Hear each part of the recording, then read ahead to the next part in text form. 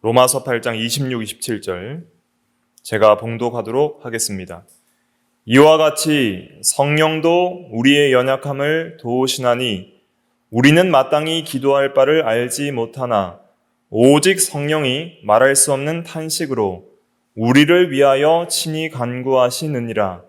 마음을 살피시는 이가 성령의 생각을 아시나니 이는 성령이 하나님의 뜻대로 성도를 위하여 간구하심이니라. 아멘. 이 시간 말씀의 제목은 기도를 도우시는 성령과 하나님의 뜻, 기도를 도우시는 성령과 하나님의 뜻이라는 제목으로 하나님 말씀을 증거하겠습니다. 26절에 보면 이와 같이 성령도 우리의 연약함을 도우시나니 그랬습니다. 성령은 예수 그리스도를 믿을 때부터 우리와 함께 하사 우리 안에 거하십니다. 누구든지 그리스도의 영이 없으면 그리스도의 사람이 아니니라. 로마서 8장 9절에 그렇게 말씀했기 때문에 예수를 믿는 그리스도의 사람은 다 그리스도의 영이 거하시고 성령이 거하시는 하나님의 성전이고 성령의 사람입니다. 성령께서는 우리 가운데 거하시면서 무엇을 하시는가? 우리의 구원을 도우시는 거예요. 특별히 우리의 연약함을 도우시는데 우리가 언제 연약해지냐면 특별히 기도할 때 연약합니다. 어떤 연약함이 있냐면 기도할 바를 알지 못하나 그랬습니다. 우리는 마땅히 기도할 바를 알지 못하나 뭘 기도해야 될지 모르는 거예요. 그래서 무엇을 기도해야 될지 기도의 제목들과 기도의 내용들을 잘 모르고 어떻게 기도해야 될지를 잘 모릅니다. 많은 신앙의 위대한 선배들도 마땅히 기도해야 할 바를 모르고 기도에 실패하는 경우들이 여러 있었습니다. 위대한 사도 베드로도 겟세마네 동산에서 기도할 때에 깨어 시험에 들지 않도록 기도하라. 예수님께서 십자가를 앞에 두시고 십자가를 지시기 위해서 기도하시는데 이 제자들에게 기도하라 그랬는데 베드로는 기도할 바를 알지 못하고 뭐 했어요? 졸았어요. 그러니까 기도할 바도 알지 못하고 정말 중요한 순간에 또 베드로는 지금 예수님께서 네가 오늘 밤 닭 2번 울기 전에 나를 3번 부인하리라는 말씀을 주셨기 때문에 그런 부인하지 않을 수 있는 믿음을 달라고도 기도하고 예수님이 십자가 지시는데 우리도 십자가의 길을 따라가서 주와 함께 고난을 받는 길을 믿음으로 순종하며 걸어갈 수 있게 해달라고 하나님의 은혜를 구해야 하는 것이 기도할 바예요. 근데 그런 기도할 바를 깨닫지 못하는 거예요. 목사인 저도 기도할 바를 깨닫지 못하고 기도에 방황할 때를 여러 번 경험합니다. 그것이 우리의 연약함입니다. 그런 연약함을 성령께서 도와주십니다. 우리가 성령의 하나님의 인도를 구해야 돼요. 하나님, 우리는 무엇을 기도해야 될지 잘 모릅니다. 우리의 기도를 도우소서. 그렇게 간절히 기도하면 성령께서 은혜를 주시면 생각지도 못한 기도 제목들이 우리 가운데 생각이 나고 우리의 기도가 성령 안에서 하나님의 뜻대로 이루어질 때들이 있습니다. 그래서 에베소서 6장 18절에 보면 모든 기도와 간구를 하되 항상 성령 안에서 기도하라 그랬어요. 성령 안에서 기도해야 됩니다. 성령을 의지하여서 우리가 기도할 때 우리 혼자 자신의 의지로만 기도하려고 하지 말고 우리의 연약함을 도우시는 성령의 인도를 기도 가운데도 구해야 하는 거예요. 우리의 모든 믿음의 삶과 순종의 삶에 있어서도 진리의 영께서 우리의 모든 거룩한 삶을 인도하시길 구해야 하겠지만은 기도에 있어서도 성령의 도우심을 구하는 것이 바른 믿음이라 할 수가 있겠습니다. 또 우리의 연약함은 무엇이냐면은 우리가 육체가 너무 연약해요. 베드로가 그렇게 졸며 잘 때 예수님께서 나타나셔서 네가 나와 함께 1시간도 깨워서 기도할 수 없느냐. 제발 1시간만이라도 좀 깨워서 기도해라. 그렇게 말씀하시면서 마음에는 원이로다 뭐가 약하다 그랬었어요? 육신이 약하도다. 마음에는 원이 있지만 육신이 피곤하여서 졸았다 그랬어요. 그들이 몸이 피곤한지라 졸며 잘세 그랬잖아요. 우리가 육신이 피곤하고 또 마음도 피곤해서 이 기도할 마음이 잘 안 드는 거예요. 연약해서. 그렇게 우리의 육신의 연약함과 마음의 연약함과 또 쉽게 유혹받는 그런 연약함들이 있어요. 기도보다는 어떤 다른 세상의 향락의 유혹을 받아서 기도의 시간들을 우리가 얻지 못하는 그런 연약함들이 있습니다.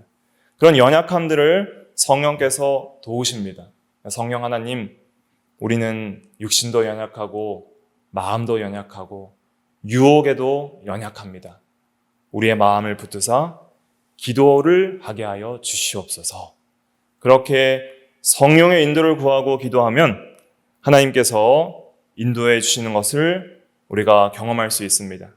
그렇게 하더라도 때로는 기도를 방황할 때가 있을 거예요. 그럴 때에는 더욱더 은혜를 받을 때까지 의지하면서 기도하는 자리에 나아가는 것이 중요합니다. 또 우리가 언제 기도할 때 연약해지냐면 기도를 했는데 또 기도를 계속 하는데 응답이 지연된다고 느껴질 때, 기도를 했는데 하나님께서 내 기도를 안 들어주시는 것 같고 또 응답이 지연된다고 느껴질 때에 우리는 연약해집니다. 그래서 누가복음 18장 1절에는 항상 기도하고 낙심하지 말아야 될 것을 비유로 말씀해 주셨다 그랬어요. 그래서 우리가 기도할 때에 낙심하지 말고 계속 기도를 하면 하나님께서 가장 선하신 때에 하나님의 뜻대로 우리의 기도를 들어주시는 것입니다. 그래서 응답의 지연도 기도 응답이다 이렇게 믿고 기도하시는 거예요. 인내를 보시고 또 간절한 기도를 보시고 그 때가 있어요.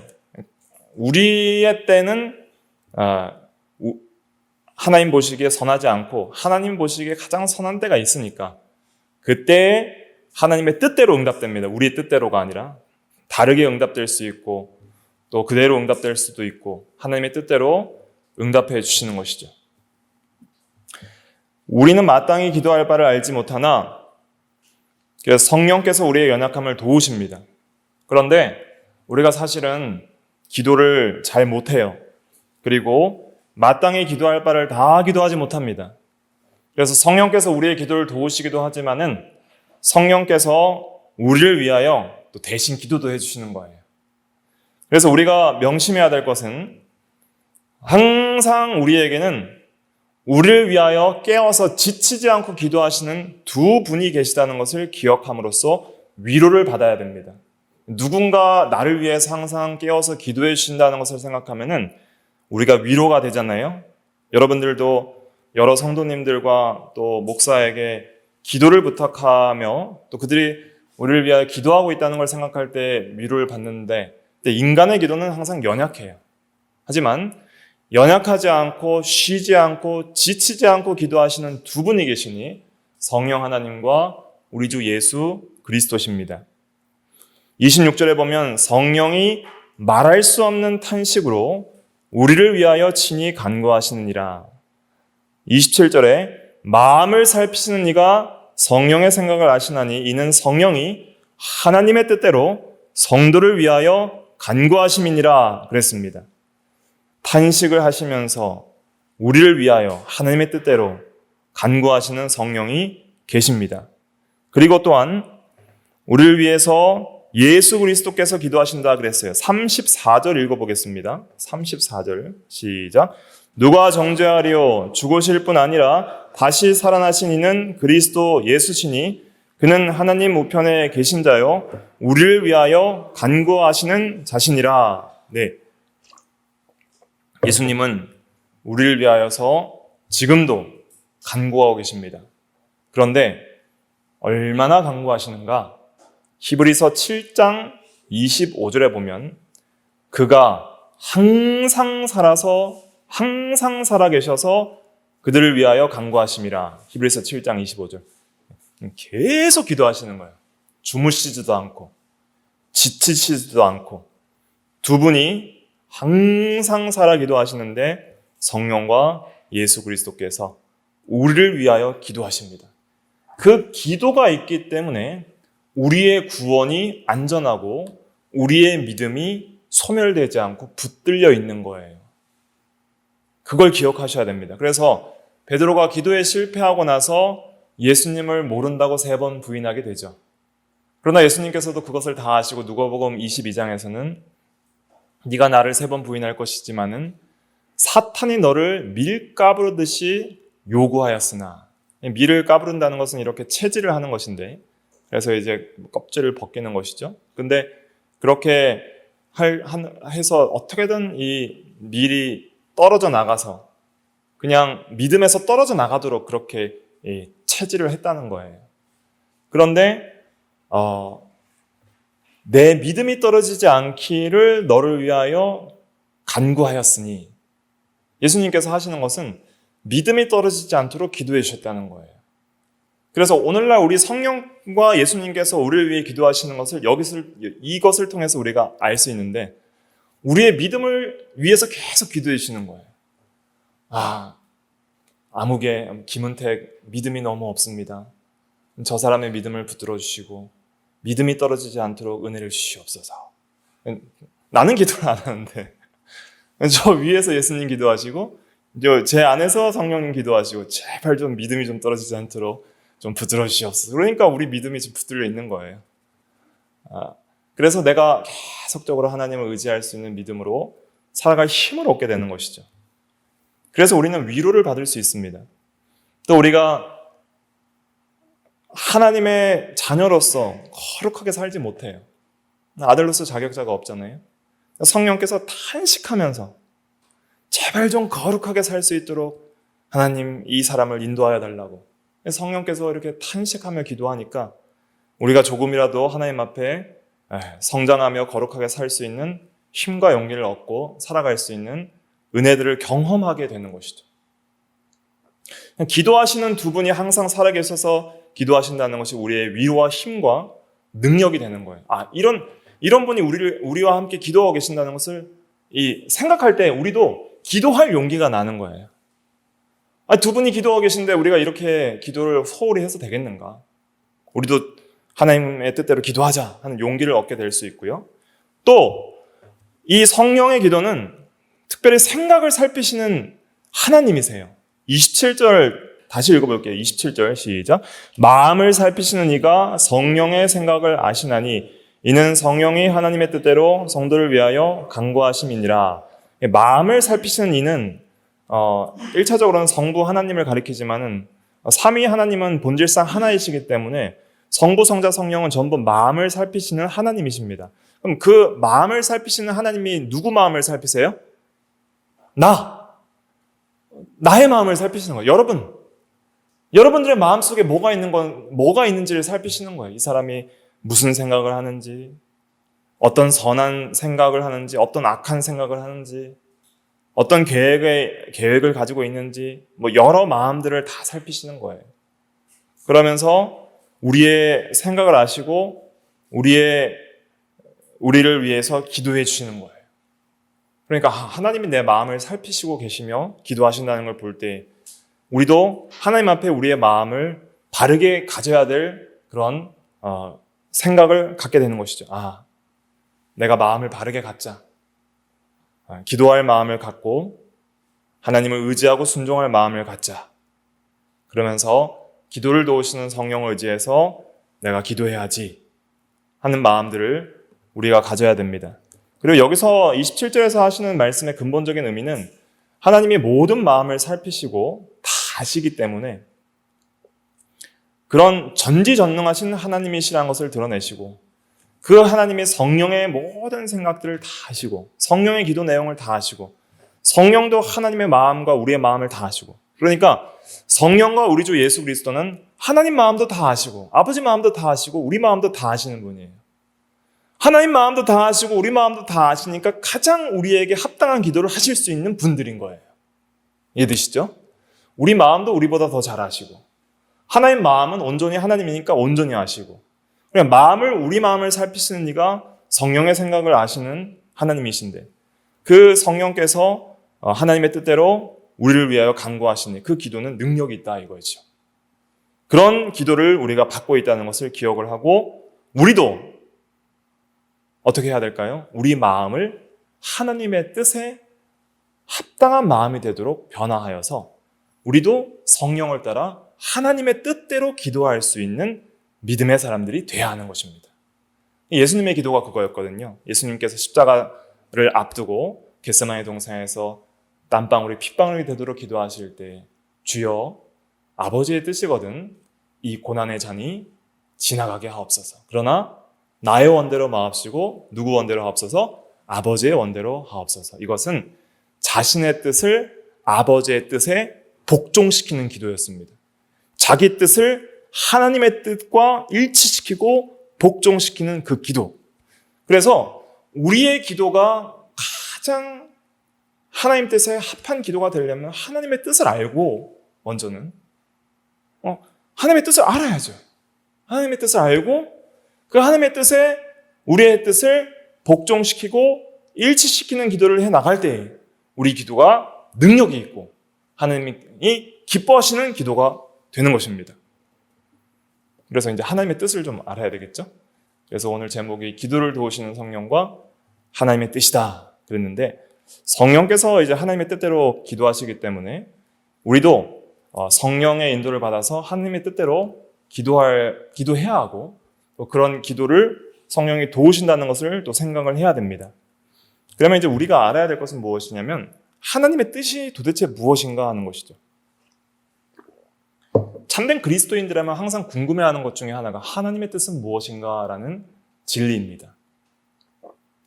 하나님의 뜻을 단순하게 1차원적으로 생각하시면 우리가 많은 오해와 불신앙에 빠질 수 있습니다.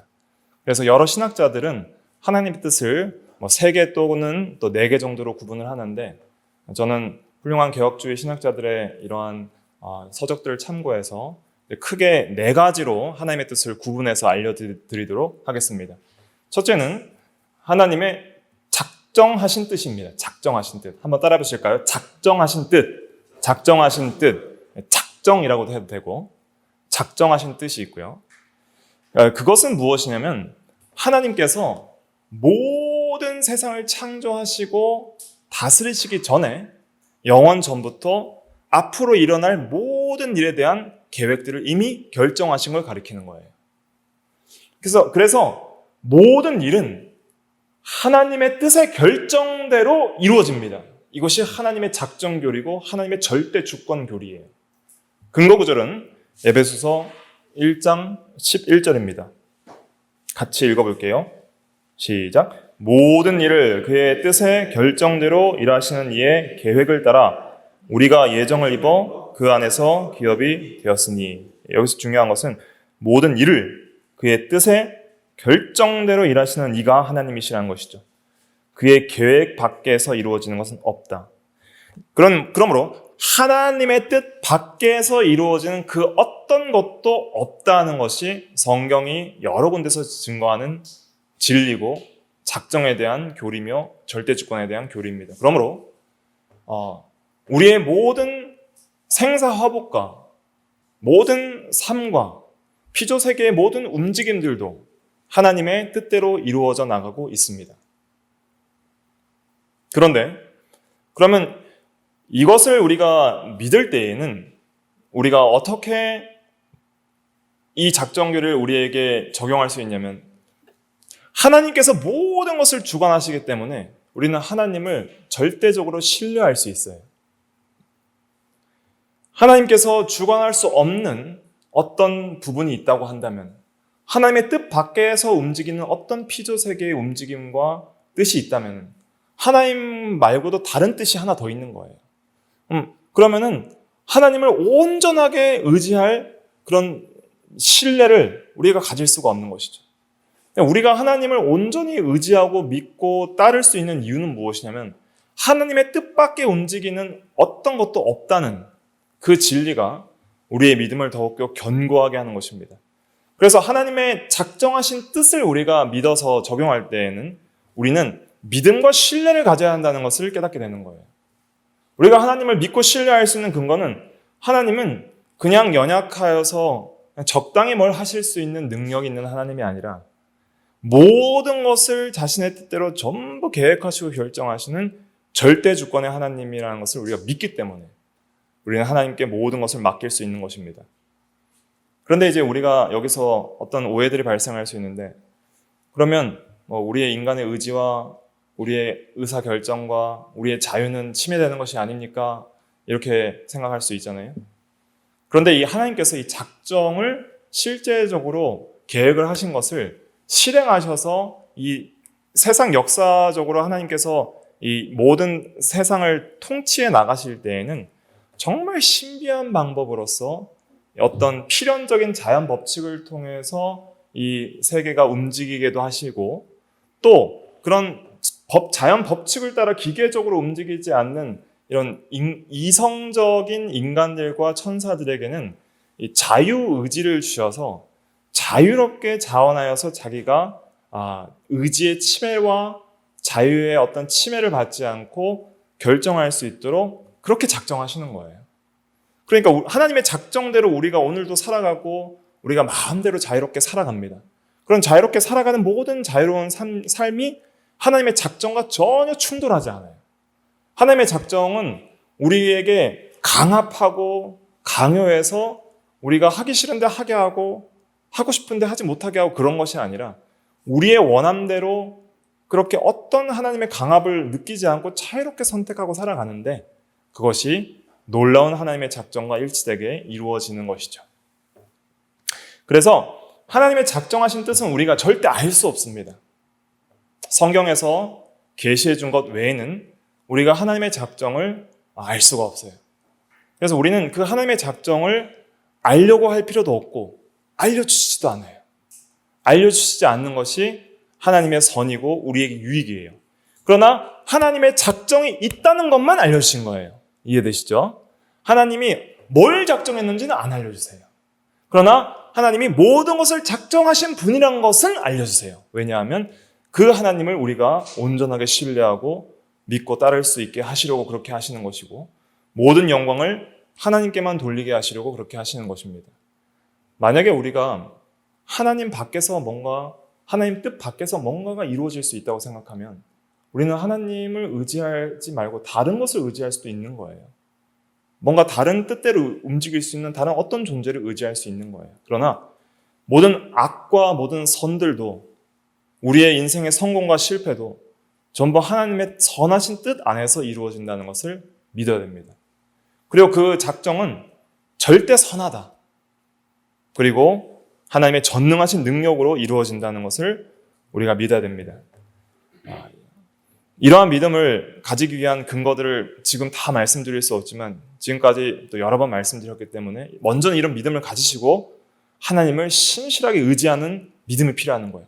작정하신 뜻은 우리가 밝혀내려고 하지 말고 하나님을 의지하는 근거로 삼아야 되는 거예요. 절대 신뢰할 수 있는 근거로 삼는 겁니다.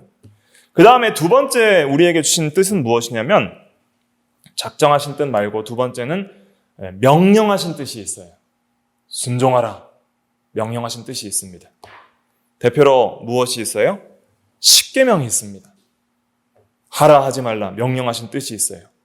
그리고 또 성경에 계시된 여러 명령들이 있습니다. 예를 들면 데살로니가전서 4장 3절에 보면 하나님의 뜻은 이것이니 너희의 거룩함이라 그랬어요. 또 데살로니가전서 5장 16절부터 18절에 보면 항상 기뻐하라, 쉬지 말고 기도하라, 범사에 감사하라.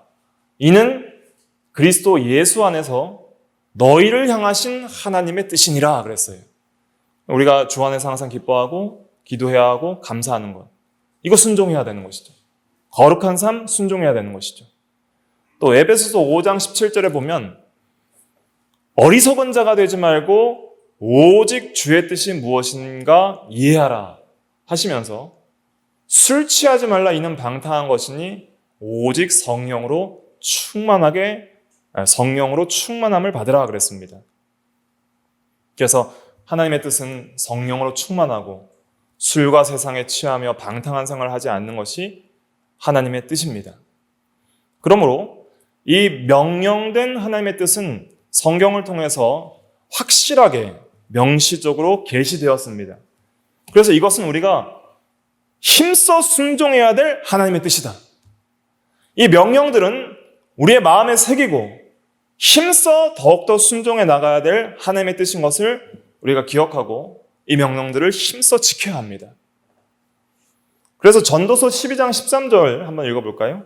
전도서 12장 13절. 전도서 12장 13절 같이 읽어볼게요. 시작. 일의 결국을 다 들었으니 하나님을 경외하고 그의 명령들을 지킬지어다. 이것이 모든 사람의 본분이니라. 네, 일의 결국이란 것은 인생의 허무함과 그 허무한 인생의 궁극적 목적을 가리킵니다. 인생의 참된 목적은 어디에 있는가? 본분은 어디에 있는가? 의무는 어디에 있는가? 하나님을 경외하고 사랑하고 두려워하라는 뜻입니다. 그의 명령들을 지킬지어다. 하나님 명령 지키는 것이 모든 사람의 본분이니라. 이 본분이라는 히브리어 원어는 모든 것이라는 뜻입니다. 그러니까 인간의 모든 것은 뭐냐? 하나님을 경외하고 명령을 지키는 것이 인간 존재의 모든 것이다. 이런 뜻입니다. 나의 존재의 모든 의미와 목적과 행복은 어디에 있는가? 여러분들의 행복, 여러분들의 인생의 의미, 여러분들의 인생의 목적은 궁극적으로 하나님을 경외하고 그의 명령을 지키는 이 명령된 뜻에 순종하는 데 있다.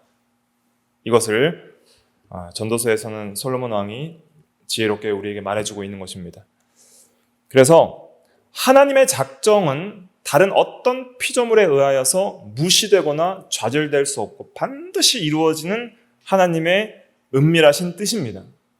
하지만 하나님의 명령하신 뜻은 무시될 수 있어요, 없어요? 무시될 수 있어요. 작정은 무시될 수 없어요. 작정은 반드시 이루어집니다. 그러나 명령된 뜻은 불순종할 수 있어요. 무시될 수 있습니다. 그래서 우리는 어떻게 하든지 하나님의 뜻이 무엇인지를 더욱더 분별해서 우리 삶 속에서 깨닫고 적용해서 더욱더 순종해 나갈 수 있도록 힘을 다해야 됩니다. 그래서 로마서 12장 2절에 하나님께서 이렇게 말씀하셨죠. 바울 사도를 통해서 너희는 이 세대를 본받지 말고 오직 마음을 새롭게 함으로 변화를 받아 하나님의 선하시고 기뻐하시고 온전하신 뜻이 무엇인지 분별하도록 하라 그랬습니다. 하나님의 뜻을 계속 분별해야 되는 것이죠. 나의 삶 속에서 하나님께서 이 명령하신 뜻을 온전히 순종하는 길은 무엇인가? 어떻게 하면 더 하나님의 뜻을 순종할 수 있을까? 그렇게 순종을 하려면은 마음이 변화돼야 돼요. 마음이 변화돼야 돼요. 마음이 변화되지 않고는 절대 순종할 수 없습니다.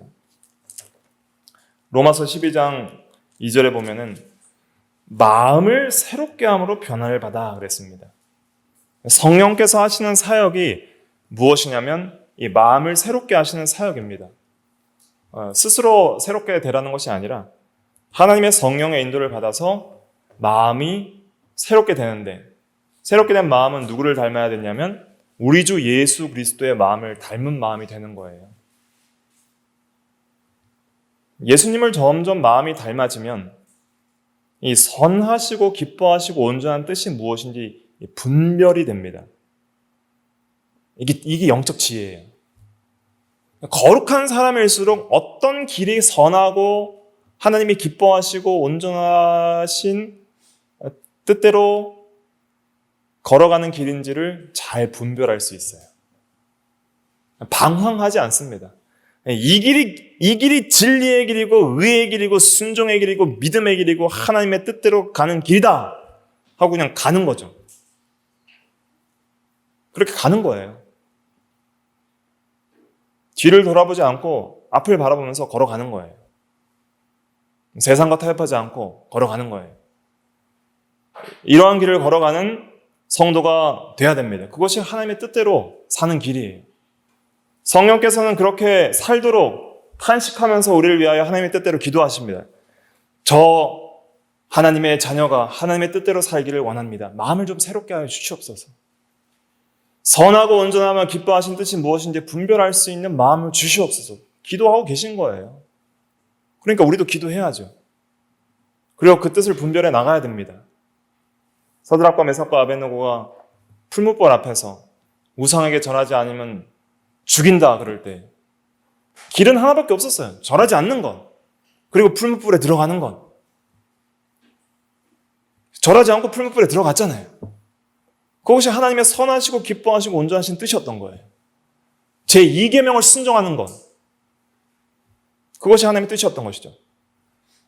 에스더 시대 때 에스더를 읽어보시면 그 페르시아 시대 때 아하수에로라는 왕이 있었는데 그 아하수에로의 왕에 에스더가 왕비가 됩니다. 에스더는 유다 백성이었는데 하만이라는 대적이 유다 백성들을 증오해서 에스더의 그 삼촌인 모르드게를 미워하고 모르드게가 유다 백성이니까 유다 백성 전체를 미워해서 유다 백성을 죽이기를 왕에게 구해서 유다 백성을 죽일 수 있는 그런 문서를 만들어서 다 뿌렸어요. 페르시아 전 지역에. 유다 백성들이 다 죽게 생긴 거예요. 그래서 모르드게가 그 에스더에게 네가 왕께 나아가서 유다 백성들이 안 죽도록 고해라. 안 죽도록 건의를 해라. 네가 이때를 위해서 왕비가 된 줄 누가 알겠느냐. 하나님의 작정은 몰라요. 하지만 네가 지금 해야 될 선하고 기뻐하시고 온전한 뜻은 네 안위를 위해서 가만히 있는 것이 아니라 유다 백성을 위해서 목숨을 걸고 왕께 나아가는 것이다. 그걸 말해준 것이죠. 그게 하나님의 뜻이었어요. 왜냐하면 에스더도 어려운 이유가 뭐냐면 그 아하수에로 왕에게 30일 동안 불림을 받지 못한 상황에서 페르시아 법은 왕이 부르지도 않았는데 함부로 왕한테 나가면 죽이는 거예요.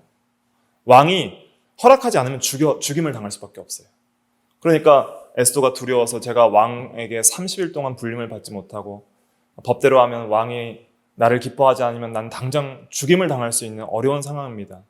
그렇게 말하니까 네가 만약에 너의 목숨을 부지하기 위해서 이 하나님의 백성을 위하여 충원을 하지 않으면 다른 사람을 통해서 유다 백성은 구원받겠지만 너와 네 집은 망하리라. 이렇게 아주 엄하게 모르드게가 말하니까 에스더가 어떻게 했냐면 죽으면 죽으리이다. 나를 위하여 기도하소서. 금식하면 나를 위하여 기도하소서 그랬던 거예요. 그리고 나와서 죽으면 죽으리라 하고 나간 거예요. 하나님의 작정은 몰라요. 하나님이 죽이실지 살리실지 모르는 거예요. 그러나 선하고 기뻐하시고 온전하신 뜻이 무엇인지 분별한 것이죠. 특별한 명령은 없죠. 하나님께서 이 시간에 왕에게 나가서 유다 백성이 멸망하지 않도록 네가 고하는 것이 하나님의 명령된 뜻이다라고 구체적인 명령은 없잖아요. 그렇지만은 선하신 뜻이 무엇인지 이 성경 전체의 진리와 또 이 현재 일어나는 상황을 통해서 이 하나님의 백성을 외면하는 것은 이것은 하나님 기뻐하시는 뜻이 아니다. 분별하는 것이죠. 그리고 죽으면 죽으리다 하고 나가는 것. 그것이 참된 믿음이었고 그렇게 할 때 하나님이 은혜 주셔서 유다 백성들을 전부 구원할 수 있는 길을 열어주시는 거예요. 그래서 우리가 명령된 뜻을 순종하는 데 있어서도 우리가 이 세상에서 실제로 나의 삶 속에서 적용할 때는 지혜가 필요해요. 하나님이 깨닫게 해주시고 분별할 수 있는 지혜가 필요해요. 어떤 인생에 있어 중요한 선택은 우리의 전 생애를 좌지우지하기 때문에 지혜가 필요합니다. 성령께서 그러한 지혜와 마음을 주시는 것이죠. 성령의 인도를 우리가 구해야 하는 것입니다. 그 다음에 세 번째는 어떤 뜻이 있냐면 개인적인 인도의 뜻이 있어요. 개인적으로 우리가 이제 어떤 객관적인 성경에 이 명령된 뜻이 있다면은 우리가 개인적으로 내가 어떻게 태어나서 어떻게 살다가 어떻게 죽을지 개인적인 하나님의 그 작정된 뜻을 따라서 우리를 인도하는 인도가 있어요. 그래서 우리는 그런 인도를 많이 구합니다. 올해도 이제 마지막 주일이에요. 이제 다음 주는 새해가 밝아오잖아요. 그럼 이제 새해에는 우리가 좀 더 무슨 일을 해야 될까? 새해 계획을 세우고 새해 하나님 우리가 어떻게 살아가야 할까요? 어떤 새해의 새로운 계획들과 인도를 구합니다. 또 학생들은 대학에 어떻게 어떤 대학에 갈지, 또 직장을 구하는 구직자들은 어떤 직업을 선택해야 할지, 또 결혼하기를 원하는 사람은 누구와 결혼을 해야 될지, 또 자녀를 계획하는 사람은 몇 명을 낳아야 할지, 또 중요한 결정에서 어떤 비싼 것들을 살 때는 뭐 집을 어떻게 사야 되고, 어느 지역에서 살아야 되고, 뭐 차는 무엇을 사야 되고, 이런 굉장히 어떤 큰 결정들이 있어요. 특별히 직업이나 결혼 같은 경우에서는 인생의 방향이 크게 결정되는 것이기 때문에 매우 중요한 결정이기 때문에 이것에 대해서 하나님의 인도를 구하지 않을 수가 없는 것이죠. 하나님, 선한 길을 인도해 주셔서 가장 하나님이 기뻐하시는 직업을 선택하고 저에게 맞는 직업을 선택하고 배우자를 선택하고 또 여러 일들을 선택하고 또 뭐 어떤 결정들을 할 수 있도록 하나님 인도하여 주시옵소서 이렇게 기도를 해야 되는 것이죠. 그런데 하나님께서 이 개인적인 인도에 있어서는 하나님께서 너 이 직장 들어가라, 너 얘랑 결혼해라, 너 이거 사지 말고 이거 사라 이렇게 말해 주실까요? 안 해주실까요? 안 해주십니다. 개인적인 인도에서는 그런 것들 말 안 해주세요. 근데 그것을 너무 예민하게 생각하고 그런 인도를 받기까지 기도하고 그런 인도를 받았다고 생각하고 움직이시는 분들이 있는데 그것은 매우 성경적이지 않은 방식입니다. 어떤 분들은 그 케빈 디영이라는 제가 좋아하는 목사님이 있는데 그 목사님 책에서 읽은 건데 그 목사님의 룸메이트가 좋아하는 여자가 있었대요. 그래서 이제 그분에게 고백을 했어요. 제가 당신을 좋아합니다. 고백하니까 그 여자분이 기도해보고 뭐라고 말씀하신 줄 아세요? 하나님이 당신이랑 사귀지 말래요. 본인이 저는 싫어요 이렇게 말하면 제일 좋아요. 근데 성령께서 당신은 아니라고 하시네요. 이러면은 그분은 그 여자분에게만 거절당한 게 아니라 하나님께도 거절당한 거예요. 그러니까 우리가 어떤 개인적인 인도를 결정할 때는 하나님께 절대적으로 의지하는 그런 이 믿음은 있어야 되지만은 그 모든 결정까지도 우리가 소극적으로 수동적으로 해서는 안 됩니다. 개인적인 인도에 있어서는 그 비도덕적인 결정들이 많이 있어요. 십계명에 위반되지 않는 한에서는 우리가 어떤 직장도 선택해도 되고요. 어떤 배우자도 선택해도 됩니다. 그러니까 배우자 선택에 있어도 계명이 있죠. 주 안에서 결혼하라 그랬으니까 믿는 배우자를 선택하는 범위 안에서는 그 신앙이 일치하는 안에서는 내가 좋아하는 사람이 서로 마음이 맞으면 결혼하는 거예요. 직장에 있어서도 그것이 죄악된 일을 하는 직장이 아니라면은 나의 적성에도 맞고 여러 가지 페이나 이런 것도 내가 합족하고 또 내가 하기 좋은 일이라고 생각되면은 내가 그 직업을 선택하는 거예요. 그런데 그래서 이 개인적인 인도에 있어서는 먼저 우리가 생각해야 될 건 뭐냐면은 나의 자유와 책임이 있다는 것을 명심하셔야 됩니다. 여러분들 자유와 책임이 있어요. 내가 책임져야 될 것도 있고 내가 자유롭게 선택할 수도 있는 것도 있는 거예요. 그러나 여기서 우리가 먼저는 믿음으로 순종하면서 자유와 책임을 가져야 됩니다. 순종하지 않는 범위 내에서 하면 안 되고 명령된 뜻을 순종하면서 자유롭게 책임감을 가지고 주도적으로 결정하셔야 돼요. 그런데 여기서 구해야 될 건 뭐냐면 지혜예요. 지혜가 필요해요. 잘못된 결정은 우리의 인생에 큰 어려움을 가져올 수 있기 때문에 가장 지혜롭게 결정할 수 있는 하나님의 지혜를 구해야 하는 거예요. 누구든지 지혜가 부족하거든 후히 주시고 꾸짖지 아니하시는 하나님께 구하여 그리하면 주시리라고 야고보서 1장 5절에 말씀했기 때문에 하나님의 지혜를 구해서 가장 좋은 직업, 배우자, 또 일, 어떤 결정 이런 것들에 있어서 당장 앞에 닥친 며칠 안에 결정해야 될 것과 몇 주에 결정할 것과 장기적인 결정에 있어서 모든 것에 있어서 어떻게 하는 것이 가장 선하고 성공적인 길인지를 하나님 지혜를 구해야 돼요. 그리스도인들이 믿음이 좋다고 하지만 지혜가 없어서 실패하는 경우들이 많이 있어요. 내가 인생에 있어서 실패한 것이 내가 믿음으로 걸어갔기 때문에 하나님께서 주신 연단이라고 생각하시면 안 돼요. 때로는 지혜가 없어서 실패하는 경우들도 있는 거예요. 내가 지혜롭게 책임감을 가지고 연구하고 공부하고 사력 있게 생각하고 하나님의 지혜를 구해서 전체적인 것을 잘 판단을 해서 결정하지 못하고 어리석게 결정함으로 실패하는 일들이 있는 것이죠. 그러므로 하나님 지혜를 구하고 또 조언들도 많이 구해야 됩니다. 이런 개인적인 인도에 있어서는 선배들, 부모들, 인생의 지혜의 선배들의 그 말을 잘 들어야 돼요. 그래서 부모 공경을 하는 자는 사는 동안 형통하게 되는 거예요. 부모는 인생의 선배이기 때문에 실패와 성공의 경험들이 자녀들보다 많기 때문에 부모의 말을 들으면 어느 정도는 지혜롭게 성공할 수 있는 거예요.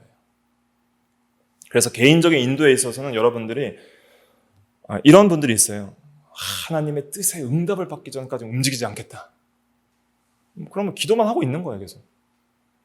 가만히 기도만 하고 있으면 직장이 갑자기 하늘에서 뚝 떨어지거나 배우자가 갑자기 하나님의 뜻하신 배우자가 나타나기 전까지는 골방에서 기도만 하겠다. 그러면 안 돼요. 나가서 만나고 연애도 무조건 연애하면 안 되고 만나보고 어떤 사람이 좋은 사람인지를 잘 보고, 그리고 정말 하나님의 뜻에 합하면 남자는 고백도 하고 이렇게 대시를 해서 그렇게 어떤 성사가 되도록 나가서 일을 해야 되는 거예요. 그러니까 개인적인 인도에 있어서는 내가 책임을 감을 가지고 일을 하면서 힘써 일하고 지혜를 구하면서 하나님의 지혜를 의지하면서 나가는 것이 중요하다. 건강 문제도 그래요. 하나님 건강을 주시옵소서 기도만 하지 말고 나가서 운동도 좀 하고 햇볕도 좀 쐬고 좋은 음식을 좀 연구해서 먹고 뭐가 문제인지를 분석을 해서 고치도록 함께 노력하는 것이 중요하고 그런 것들이 필요한 것이죠. 그래서 오늘날 많은 그리스도인들 중에 하나님이 절대 주권만 의지합니다 하면서 자기의 어떤 책임감과 자유를 가지고 결정하는 데 주저하는 그런 분들이 많이 있다. 특별히 청년들 중에서도 이제 여기는 청년들이 많이 없지만 결혼에 있어서도 결혼 이 정년기가 계속 높아지는 거는 어떤 결정적인 어떤 일에 있어서 용기를 가지고 결정하지 못하는 것이 있을 수 있는 거예요. 내가 용기를 가지고 결정해야 되는 거예요. 결정할 때는.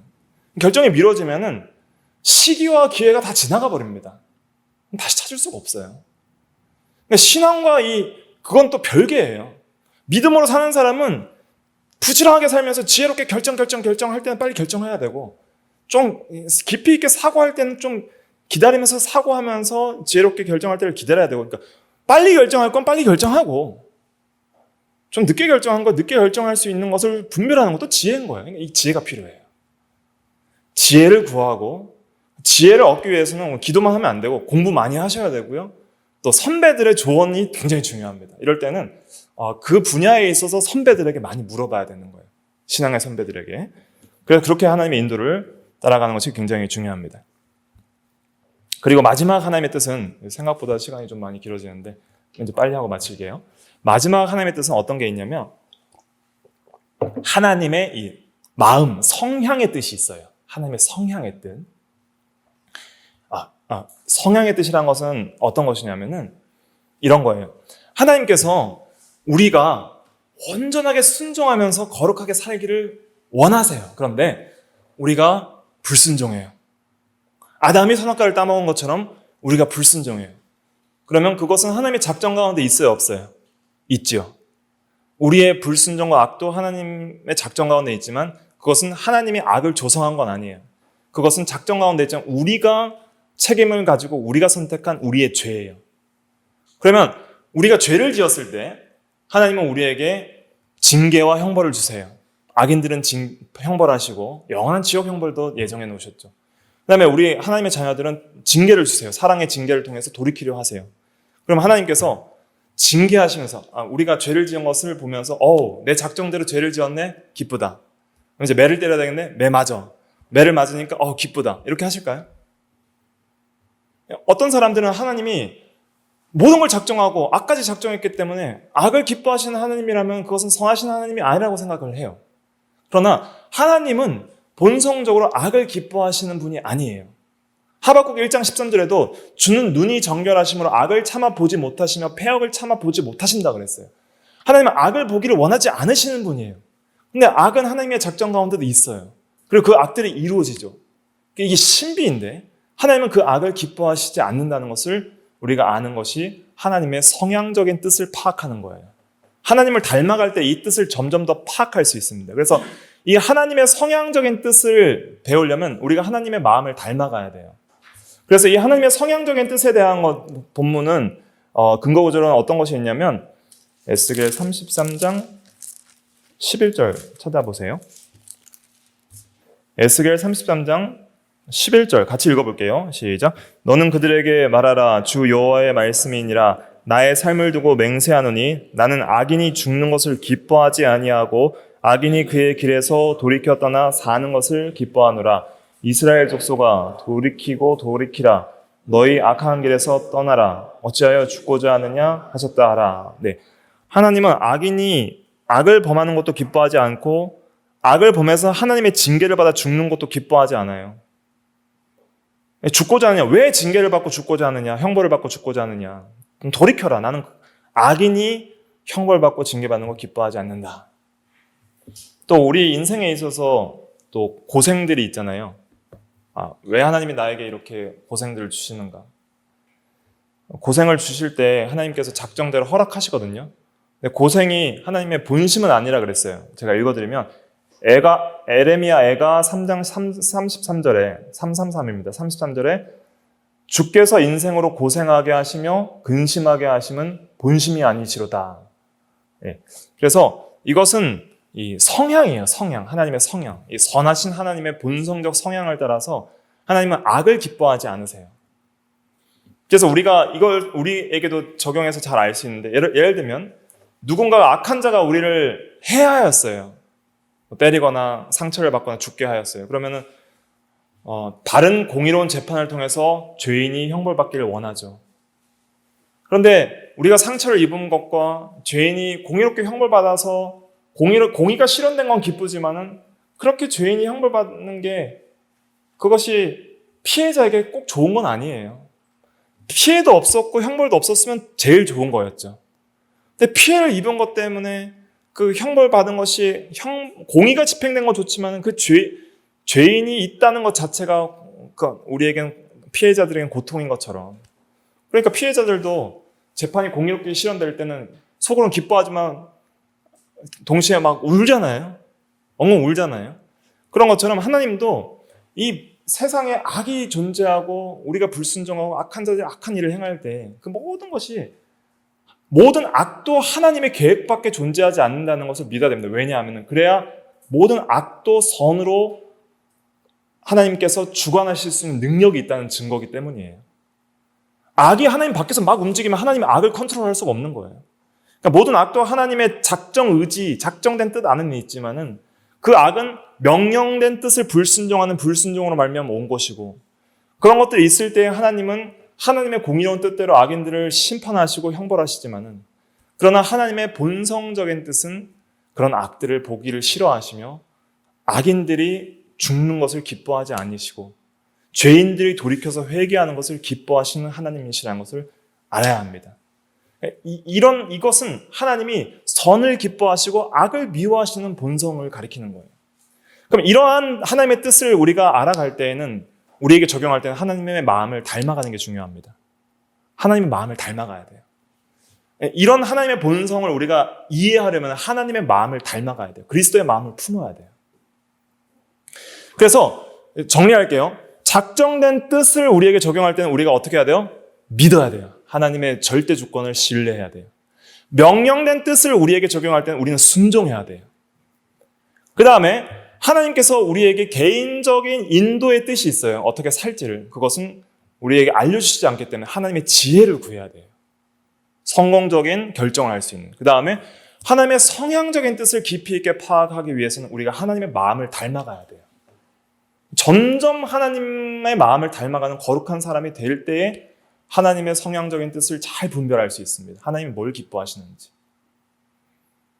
이 네 가지 뜻을 조화롭게 균형을 잡을 때에 비로소 진짜 하나님의 뜻이 무엇인지를 잘 분별할 수 있는 그런 믿음의 사람이 되는 거예요. 네, 기도하겠습니다.